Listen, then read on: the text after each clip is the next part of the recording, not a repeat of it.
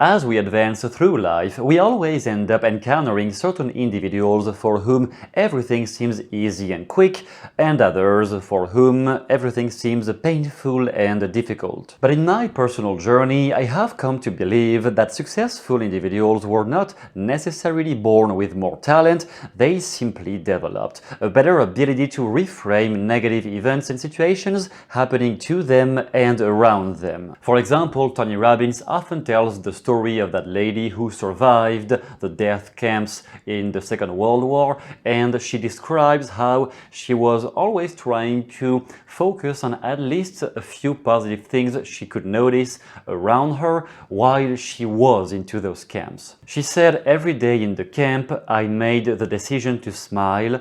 I knew that if I could find a joy, even the smallest reason to smile, I would survive spiritually, not just physically, and maybe I could help someone else survive too." And Tony Robbins said here, it is not the events of our lives that shape us, but our beliefs about what those events mean. So reframing could be described as nothing else than taking one negative event or one negative situation that is happening right now in your life and giving a new meaning to it so that you don't feel all the burden, all the judgments, all the fears and guilt about it. You basically decrease the amount of emotional negativity linked with a certain type of event or people in your life, and as a result your brain gets much more free space to analyze, first of all, what is happening, to figure out potential solutions if they do happen, and to let go of things you may need to let go so that your life finally moves on. And in my book I have named that process of basic reframing the alternative view set of language patterns, where basically you take one set of words and you transform them into another set of words that are supposed to have the same idea hidden behind them, but they give a whole new meaning to the situation described by those same words. For example, you are not traumatized, you are in the process of recovering. Those two things might be two sets of words to describe the exact same person at the same stage of their life, but the first part presupposes they are stuck and hopeless, whereas the second presupposes that there is a way out.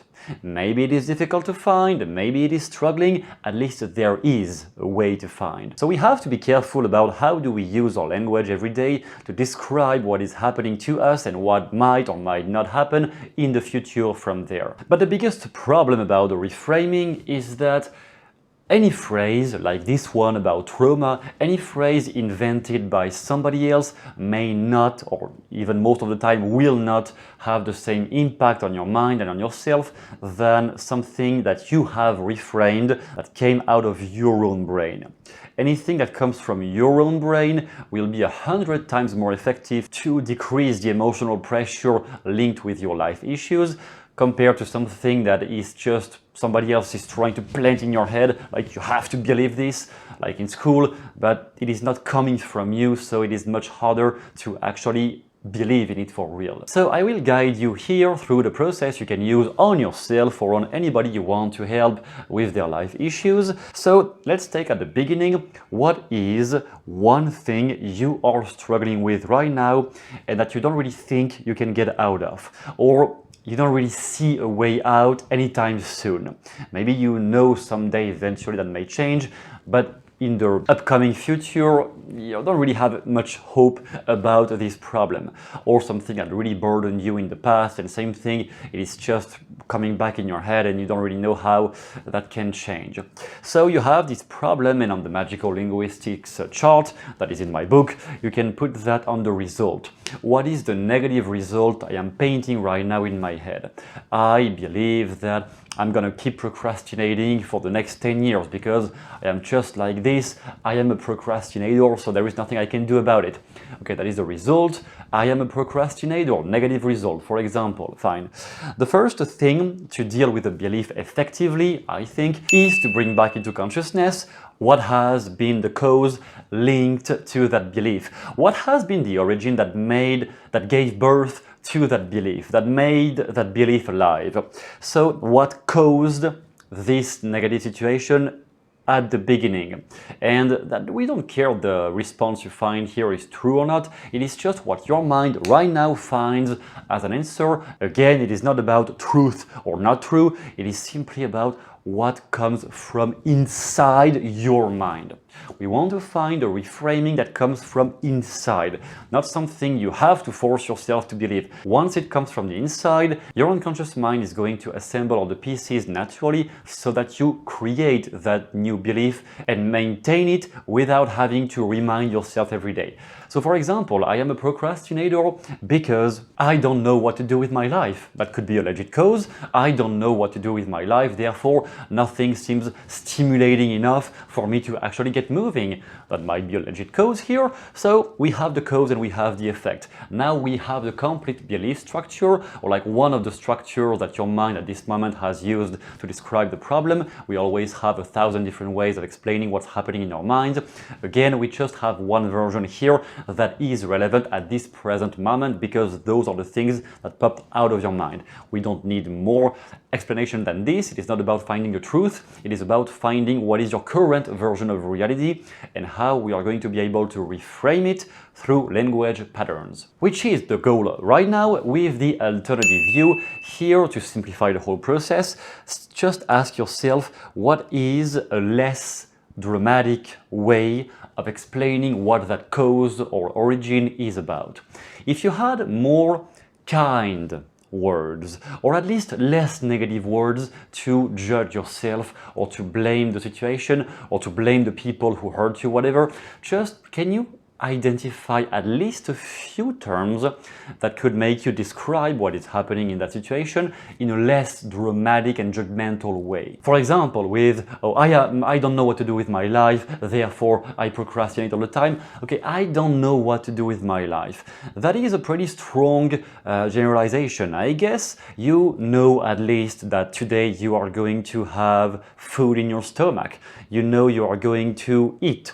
You know at some point you are going to sleep. You know at some point you may eventually want to smoke a cigarette, drink some alcohol, or do some addiction. Eventually you may at some point want to watch Netflix. Whatever it is, there are some certainties in your life. So I don't know what to do with my life is an over generalization. We can reduce that with, for example, I haven't found a career that I like. That is already less dramatic, because if it is only about your career, maybe we can take it as a presupposition that your health is okay, your marriage or relationship eventually is okay. It's not about your life, it's about, okay, your professional aspect, your career. Or on the reverse, I don't know what to do with my life, might be because you have been heartbroken by your ex-girlfriend and now you think you will never find somebody again, and that in your mind has been translated by I don't know what to do. Okay, just chunk it down, for example, here, make it less dramatic. How can that become more malleable, more manageable in your mind's eye, in your psyche? Less dramatic way. Then we have the next step. We are going to reframe the whole thing by attaching to the result again, asking how is it possible that somebody who is not sure about the career he wants, how is it possible that this person is a procrastinator on the identity level?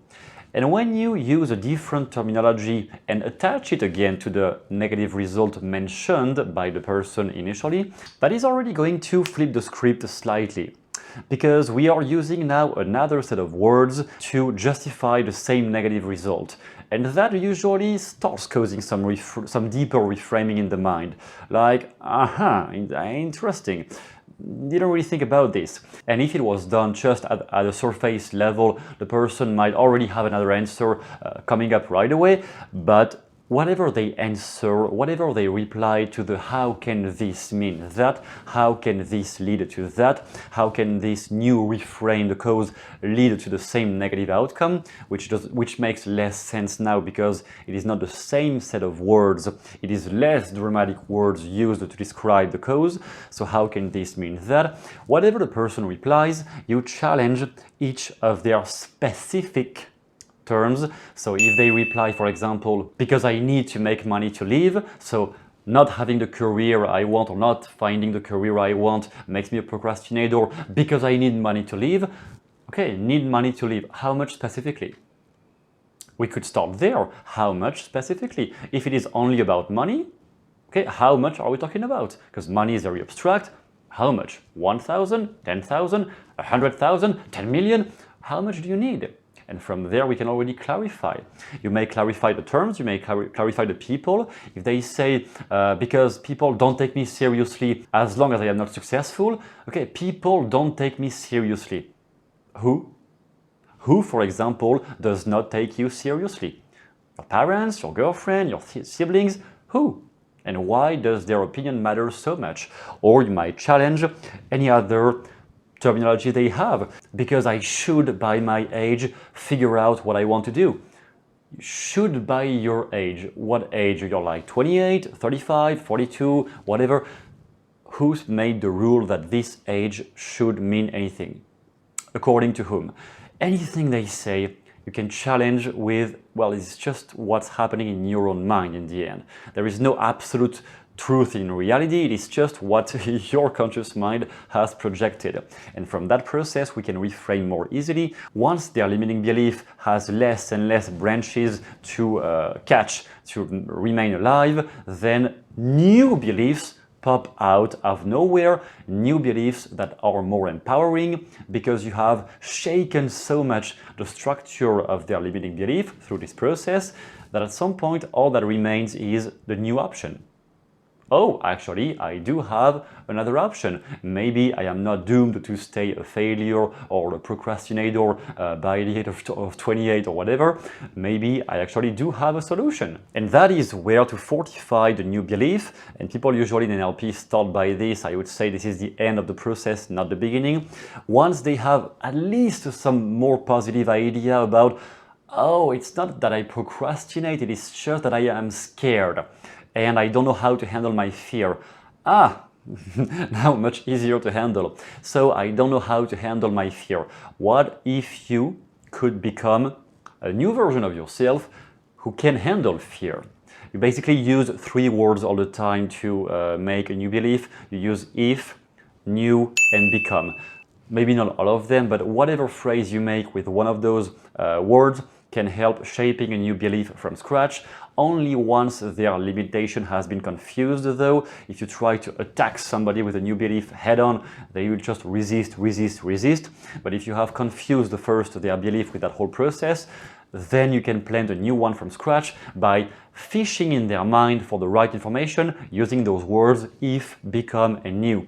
So if you could become the type of person who doesn't procrastinate anymore, if you could develop new sets of habits that will make you more productive, if you could become the kind of person who has found a new solution to get more productive. Any phrase you make with if, new, and become will tend to generate a new belief. However, it has to still come from them. So frame that as a question instead of trying to impose that, oh, okay, you have procrastination, I know the answer. The answer is this guru who tells you to wake up at 5 a.m. Waking up at 5 a.m. is one solution that may not be the one for the person you talk to. So let them get out their own answers. That is how the therapeutic process works. It has to come from themselves. Once it comes from themselves, then it is very easy to plant the belief and to make it real and tangible, even without having to rehearse the affirmation every day, 10 times a day, or have it recorded in your earphone. You don't have to do this. You just have to plant a belief that has come from within. And with that in mind, let me remind you there is only for the next 2 days a promotion on the entire website, giving you access to all my courses at a special rate that you can only have once per year at that price. You will find some of the best courses on reframing, on linguistics, on hypnotic language to change the perception of pain and problems in people's lives, how to become a more successful coach if that is your career right now, or if you are like transitioning into that phase of your life. And you can find many things on dating also, on self-confidence, on how to use NLP on your own mind to change any kind of limitation, beliefs, or some traumatic experiences that made you suffer in the past. That is down below, only available until Sunday this week, so July 6th. If you watch this after July 6th, it is done, it is over, and you no longer have access to that promotion. You still have access to the courses if you have taken them, but you don't have the promotion anymore. So take that as long as it is still available. And with that in mind, I tell you, thanks a lot for watching and see you soon in the next video.